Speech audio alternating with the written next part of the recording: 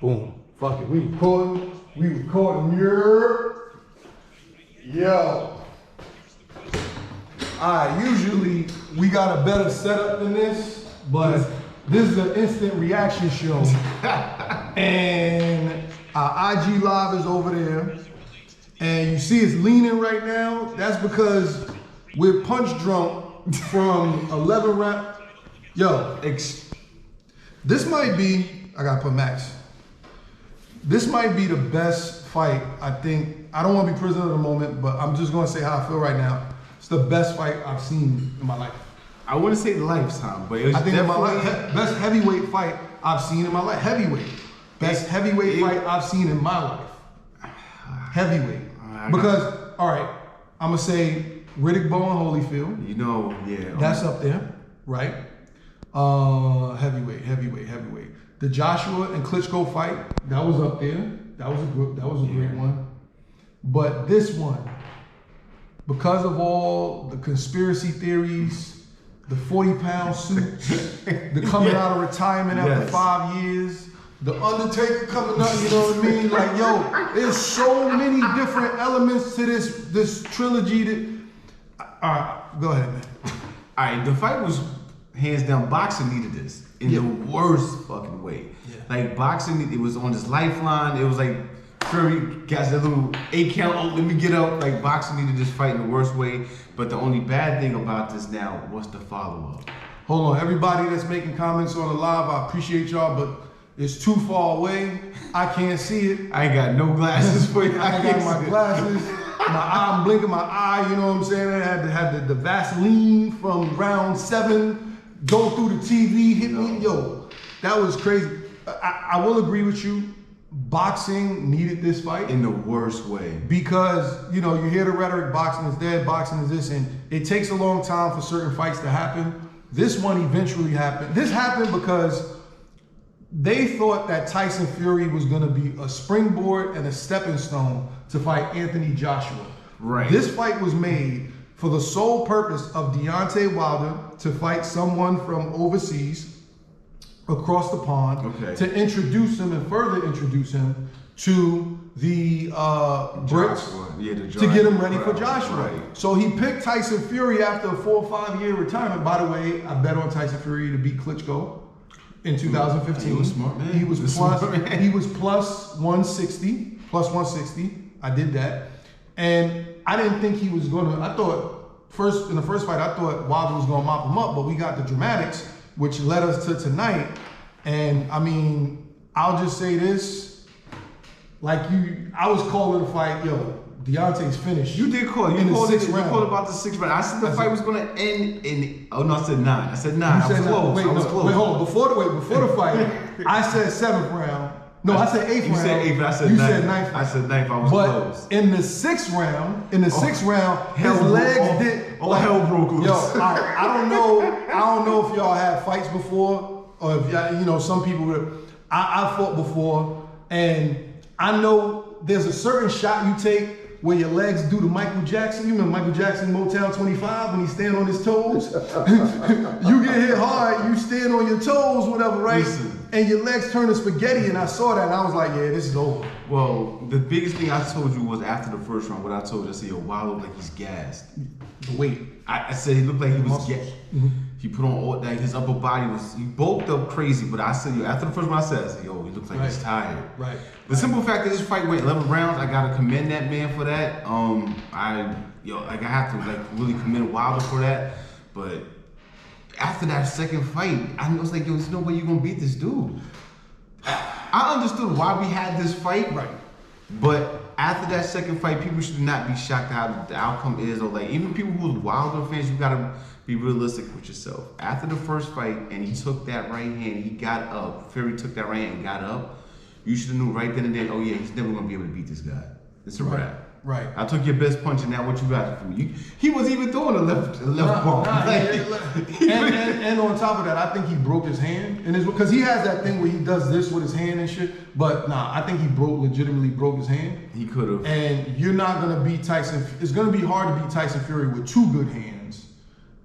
and you got one good hand, like it was. Listen, and he might. I think. Matter of fact, I think that's when he hurt his hand in the 6th round too. I think he When did. he hurt Yeah, I his think he hand did. in But the 6th round. like I said, for me, he was gassed after the 1st round, so like he was just everything else was hard after that. Right. Everything else was hard. Like hopefully he didn't really hurt himself too much after this fight because he took a lot of punishment. He got out punched for like what was like double. It was like double. double. It was shots landed. 2-1. For every one shot Deontay landed, It was probably like 3-1. Fury landed 3 because it accumulated towards the later rounds. And those are the type of punches. These are the types of fights, and that's the type of damage that shortens your career. And and I'm very, very, very sensitive to that because I've seen fighters in sparring get hurt to the point where they can't, function, talk, whatever. Like when we look at Deontay right now, his ear's bleeding again. His cognitive skills are there. They're asking him questions. I'm glad they rushed him to the hospital for him to get, observed by the medics. But if I'm Deontay Wilder, there's nothing to be ashamed of. Nothing, not at all. You went out boxing, man. You went out how you wanted to go out as opposed to the last. Because the way he went out today was how he wanted to go out last time. Right. And you got what you asked for. You got what you came for. You got what you asked for. You got what you came for. There's nothing left to prove. Enjoy your money. Enjoy your days with your family because there's nothing. There's nothing. There's nobody else to fight really in the heavyweight division. Joshua. Unfortunately, he got a rematch clause, which if he does win, he'll fight Fury in Wembley Stadium. That's another bag for Fury because he's gonna walk right through him. Joshua ain't he got nothing for nobody. Now, what you said in the beginning, you was like, "What fight is left?" The only thing that's left is not so much the fight; it's the history. The last time Fury we had got unified all the belts, it was Mike, right? Mike and Lennox. Those are the last. In the heavyweight division, yes. In heavyweight division, and I think that's what we got to look for now. So Usyk is a good fighter. He outclassed Anthony Joshua, and if they fight again, it's not hard to do that. I'm sorry. Listen, it is what it is. You gotta make me a believer, champ. Anthony Joshua, y'all gotta make me a believer. I'm sorry. Look, Anthony Joshua. I got it. Wait. Before I lose this thought, you know who he reminds me of? Who? Michael Moore. Anthony Joshua? Michael Moore. Oh, Michael Moore 2020? Michael Moore. There we go.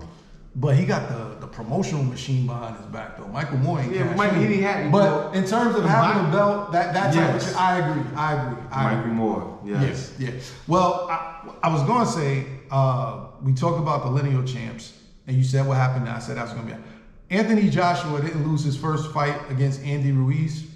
Anthony Joshua lost his first fight against Miami. Because I'm going to let you have that one. You don't never have a training camp in Miami. Never. If you're a young fighter and you're listening to this now, if you're an old fighter and you're listening to this now, never have a training camp in Miami. You can get away with it in Vegas. You might. What's another hot spot? Vegas. You get away with it in Vegas, because it's a fight city. You know what I'm saying? You can isolate from the craziness. I'm trying to. But Miami, no. It's crazy everywhere.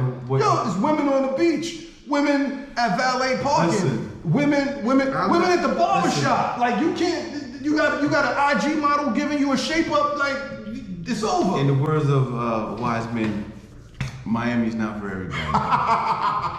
Yeah, Miami's not for everybody, man. Yeah, and it damn sure wasn't for Anthony Joshua. And to me, that was the turning point. And you know what it is? Some guys, and this is I'm not knocking AJ. He's a very good guy, very great guy, very highly skilled and talented boxer. But every time it's that big fight before the bigger fight, or the big fight before the biggest fight, so he never shows up. He's going to show up for the rematch.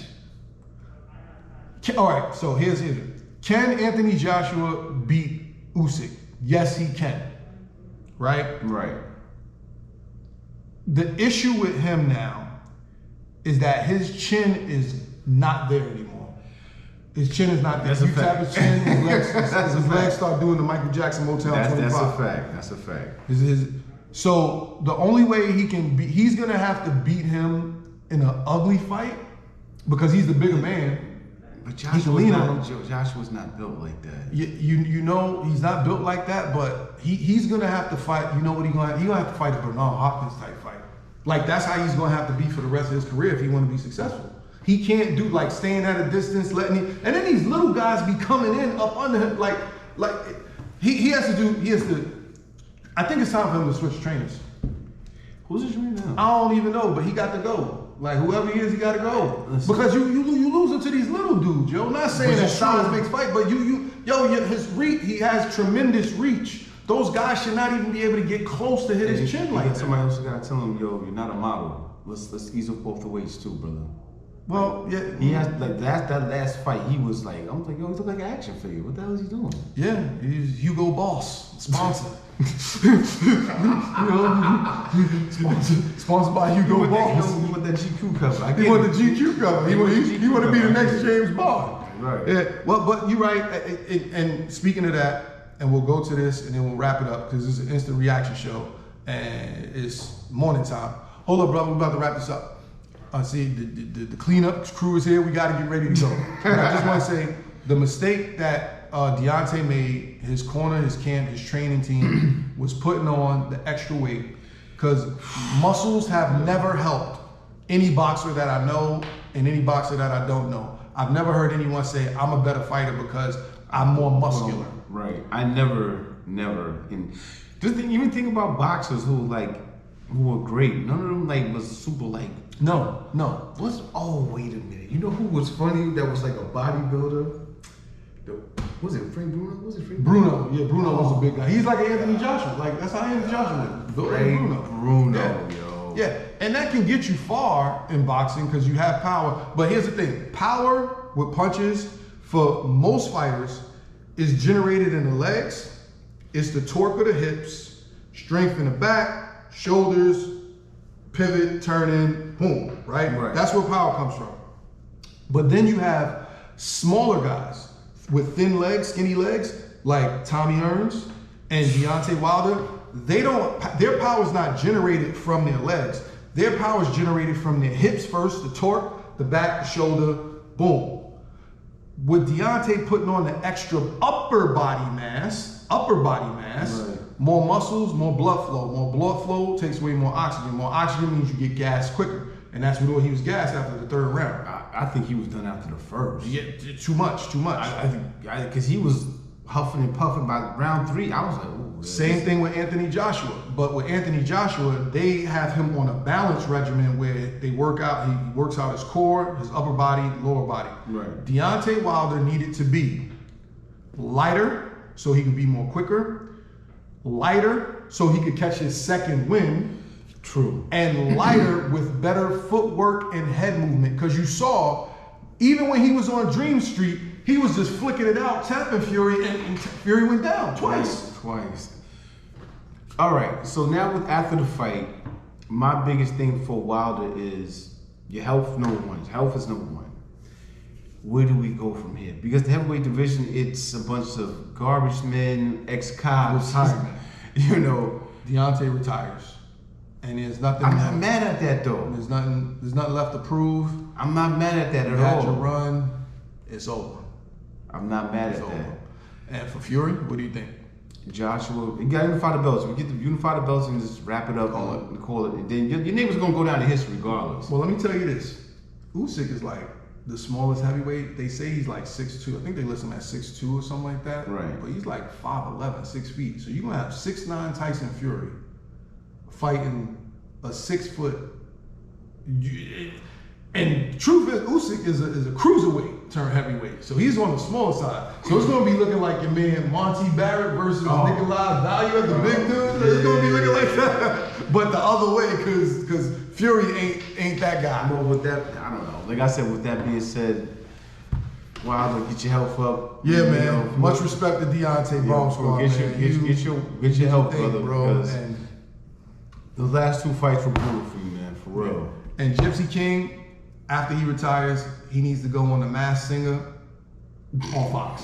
That's it. Masked Singer for Gypsy King. All right, we out, y'all. Lights out, good.